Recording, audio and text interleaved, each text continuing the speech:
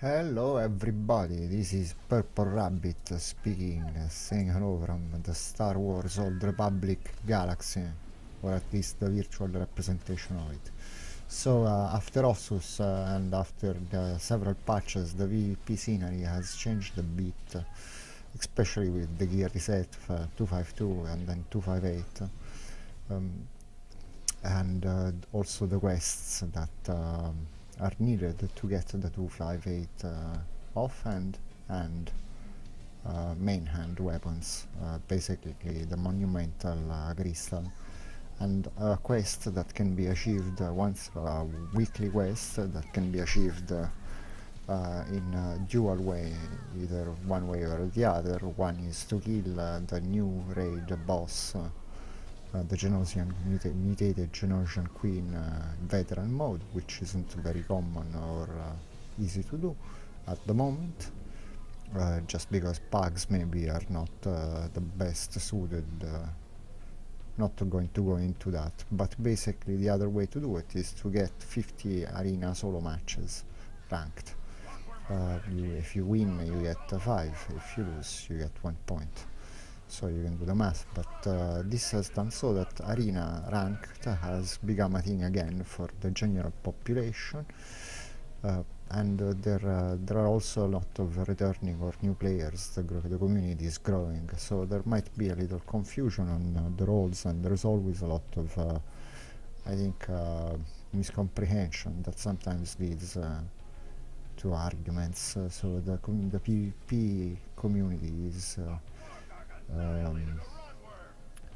famed to be unpleasant, but I think it's not too much of a problem, because there is also a lot of new players which are a good part of this new community, and to let them be part of it and grow with it. The gear is not as important as it was once, but there are a couple of new features that have changed since 5.10. So if you are returning from 5.10 and before, I was gonna propose a couple of matches to explain the new dynamic of arenas, whether you have the gear or you don't have the gear yet, or you're on the process. Of course, not having top gear and competing with players that do will drag either your team down or up, or the other way around. But generally speaking, now the matches, if done in peak hours, and the group finder does what it's supposed to do, because otherwise it will sometimes just give you bogus matching. So maybe, I don't know, like a team with 2 healers and another team with only 2 players. But that is off peak hours. So instead, during normal hours, as you can see from this match I have seen, there's a constitution of a healer, a tank, and 2 DPS. Skank tanks, or how they used to be called until one of the most recent patches, are no more a thing, or a lot less of a thing. And the skank tank was basically with either a tanking gear and DPS spec, or the other way around, DPS gear with the tanking spec, used in PvP, and both, especially the Guardian tank, could do quite a lot of damage, or a decent amount of damage. No longer viable since the latest patch, especially for a 10% damage reduction during your tank stance, basically, whatever you want to call it.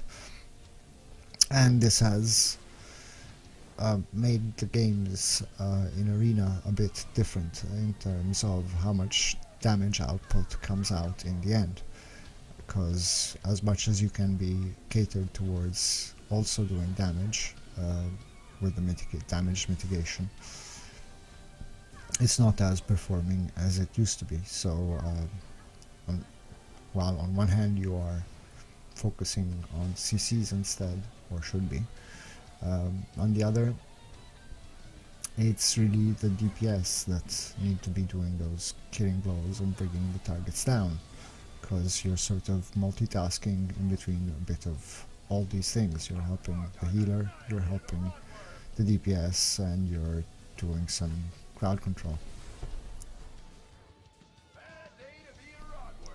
We just saw a match with Guardian tank, now Jedi Knight Guardian tank. Here instead I'm proposing below a match Jedi Consular Shadow tank, and above is Sith Marauder, but the point is mostly the things that have changed are there. So I'd like to propose the match below those as commentary mostly, but it is because in that part I'm playing as tank, but above you can see Little Kitty. I think is I'm actually in that match above with the Marauder. I met some good players from the other faction, so I logged into one of my characters from the other faction, and my gear wasn't as performing as that of these people, of course, because I haven't grinded it on the other faction, and I was a bit dragging down the team, and you can see this because that's what happens in the end. Now it's most games with the right constitutional teams or mates with these roles can last pretty much into the time extension, because the healing and the damage mitigation of the tank mitigates so much that of the 2 DPS that nothing gets killed until the 10-minute mark or 5-minute mark, whether it be that starts to increase the damage or sudden death mode, basically. So sorry, I'm not going to speak with the Italian accent anymore. But so the point is that the Guardian is going to have to keep switching his guard, and the way you get to do that is by the best or most efficient way is by quick binding guard to a button that is readily available. Now the way I've done it is C, but another unused button is Z, or at least they're used for unshielding your weapon or sitting down traditionally when installing the game, so you can just basically remove those and put one of those for your guard button wherever you put it on your quick bar. And by shift tabbing, or by basically targeting, if you put a quick button to target, and you can go and do this directly into your preferences and key bindings, there's one that is shift to next friendly player, and this way you can basically access without having to use your mouse the closest ally, and then the next one, and switch guard accordingly as needed. So you need to be watching the health of your allies as well, a lot, and move the guard on the player that is being targeted the most. This needs to be a constant during the game. That's how you allow your healer not to get overexhausted, which if the other team manages to do is going to grind you down. So it's a very, if everything is done, it just goes down basically to the gear, but as a tank, while you're obviously switching guard and etc, and you're doing a lot less DPS than you used to, you're also at this point trying to stun or slow, and with the shadow tank you can actually get a lot of skills that slow down or mitigate the damage done by your enemies, and you do it in AoE. But this can also go in contrast with tactics of other classes, so you need to be sort of wary of this, because you're trying to always stun a player. The tactic is that once you've, as a tank, you're mostly onto the defensive side of the game. As I said, you're switching guard and basically assisting the healer in keeping people alive, or assisting the healer in staying alive. So what else you do into the game can be either DPS if you sort of catered your gear toward it, or you can keep CCing, crowd controlling and stunning stuff and keeping it as stun as possible, as you can see below now. And this should sort of help your DPS kill something. You can also assist on the target, and the ways that now killing is done is that it has to be, the most efficient way is usually switching. Switching is sort of substituted tunneling, because you need to switch to the target that doesn't have guard at the moment. You're expecting the tank to put guard on the target that has less health, So the moment in which you will, you're switching your DPS on another target which you consider vulnerable, and hoping that he takes a while to switch back to it, and that you can actually take down that target before the guard is switched. And basically, this is, on one side, it's preventing the team from throwing away damage, because otherwise it's being mitigated by the guard, other than repaired by the healer. So you can see in this picture that there's the tanks can come out and mitigate quite a lot of damage, and this last game I'm proposing is from a healer perspective, so you can see the whole, but the team constitution is always the same. This isn't peak hours. It's useless talking about what the group finder does, not during the peak hours, so just making it work whatever it finds, or whatever is available rather, which ends up sometimes in 4v2 games or something like that. But and this is probably part of the problem, is probably because the group finder requires you to accept, and gives you some time to accept this. And well, aside from that, what you need to be doing for your game, let's talk about the preparations. The time before is quite useful. You want to try and click on the players on the other team, especially if you are DPS or you're doing an offensive tactic, and decide which your targets are, who needs to be stunned, and usually those things need to be marked. But you're also checking the rating. If you keep your mouse over the icon of a player, in the information it gives you, it also tells you the player rating, unless they're stealthed, but that's another thing. If you're on the defensive side, especially as a tank, you need to check out the classes and see who you, and the rating of your team's players, and see who you need to be defending, at least at the start. You might be expecting, there are certain vulnerabilities at the moment that some classes have, so these can be exploited and will be exploited in arena ranking. And you will get yelled at if you're not prepared for them, so don't worry too much. And some of these things imply that, for example, guardians that are not tanks have less escape means than other classes, so they are usually among the first targets, as are sorcerers, which have low armor and but have the bubble, the famous sort of paladin bubble from WoW, and that needs to be triggered so that then he can be killed. So this obviously goes in tandem with the guard switch of your enemies. And the healer isn't usually the de facto or the first apparent target in games at the moment.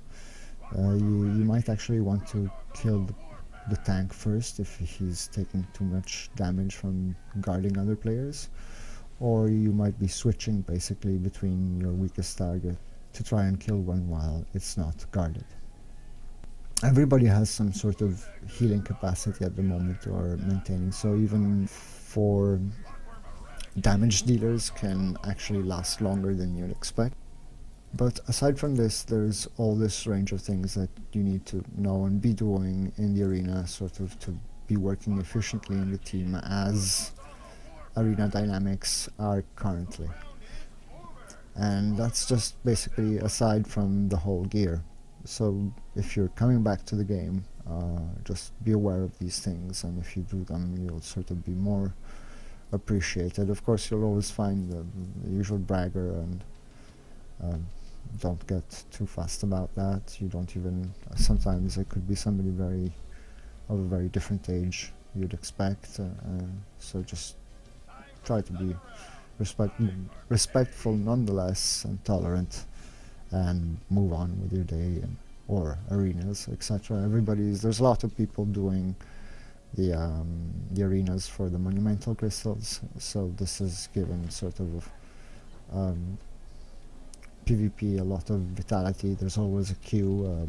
It's more dynamic, it's more fun, everybody has a chance at some point.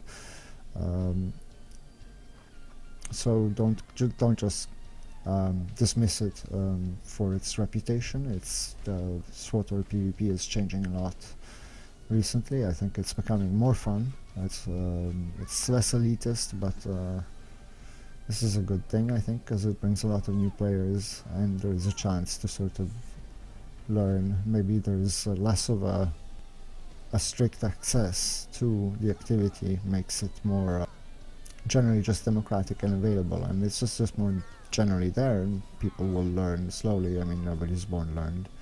You're just gonna have to, with experience, try it until you learn a bit. But I told you some of the basics of the moment, so watch out also for the classes, and the other players will sort of target. What you need to know is that at the beginning of the match, usually the targets get assigned, so the target is the first one to be killed, and there's the fire. Usually fire is considered to be the second kill or the switch target. Then you have a CC symbol, which usually is either a gun, and other things that can be done usually are a tank symbol for a tank. The tank symbol is the purple one, or a green one, the sword, this laser hilt for a healer. Just on that note, be aware of who needs to be, which class is intended to be CC'd by the group, because that is the class you want to keep more CC'd, especially if it's a CC that is interrupted from combat. And on that note, I wish you good luck in your PvP adventures and PvE adventures, why not? And this is Purple Rabbit, heading out. Subscribe and chuck me a thumbs up, or don't, or even a thumbs down if you really have to, and pizza and prosperity.